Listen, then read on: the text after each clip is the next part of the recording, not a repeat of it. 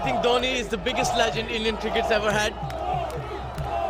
So Dhoni, I love you, Dhoni.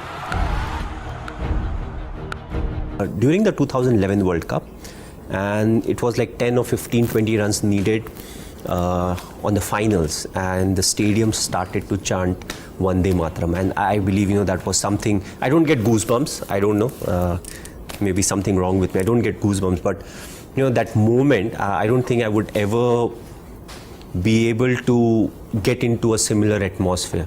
There was something very beautiful about it, and when they started to chant, and let's say if it was moving from one side of the stadium to the other, they would actually move. And I feel that was, again, a moment, I would never forget in life. If I would ever get a chance to relive it, definitely I would love to, but, that's not really in my control.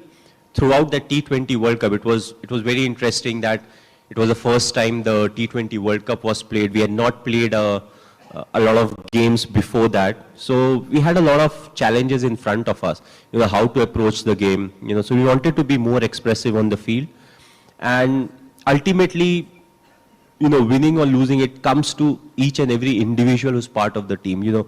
Everybody, when you play a team sport, everybody has a role and responsibility, and I felt throughout the T20 World Cup, the roles and responsibilities that were given to individuals, it was fulfilled to the best manner possible, and that was the reason, because of which we won the tournament.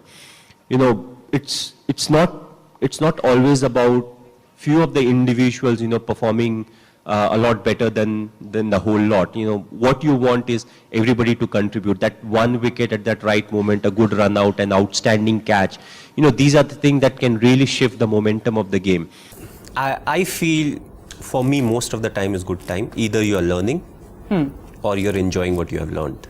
So it's not the ups and the downs. You lose some, you win some. When you win, you celebrate. When you lose, you learn. So either ways, I'm having a good time. You have to be honest in life. You have to be honest to yourself. You have to be practical.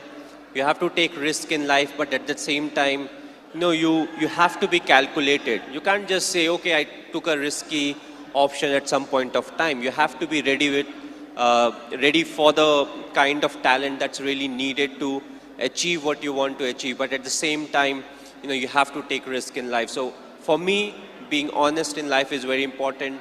Hard work that you have to put, irrespective of what your profession is. The hard work, the honesty, respecting the elders, which I feel is the key. If you don't respect the elders, be it your parents or be it anyone, it becomes very difficult to be successful in life. Being humble, try to be, when you enter, let's say, any big building, right from the first man you meet to maybe the managing director, you have to be the same to each and everyone. So that's what life is all about. Go through the difficult periods, fight it out, but if you can do it with a smile, that you'll become part of maybe the 5% persons, who can actually do it. Because at times we crib about life, about the tough period, but what's important is to go through, because it's a tough period that actually make you a better human. It's a result that puts pressure on us. What if this happens? What if we don't win the game? What if we don't get selected? But again, worry about the controllables, and whatever the controllables are, we take care of it, we'll get the desired result. If we don't get the desired result, we'll improve. We'll change our plans, we'll execute better, and we'll get a chance to prove ourselves again. So, that's what it is. Thinking about the result never gives you result. Yes, you may have a target in mind, but what is more important is to take care of the small steps in life. What needs to be done, what I am supposed to do, what extra I can do, and that will help us achieve the target. After the 2007 World Cup, when we came back, the T20 World Cup, and we were on Marine Drive, our bus, we had from the airport till Wankhede Stadium, we were supposed to come in a double-decker open bus.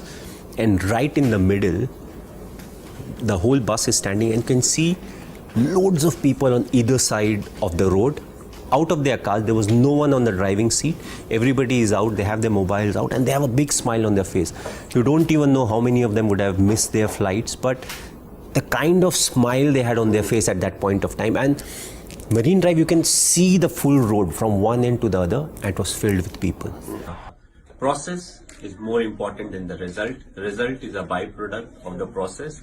But in today's world, we are so much focused about the result that we get away from the process. So take care of the process, take care of all the small things, and eventually you'll get the desired result.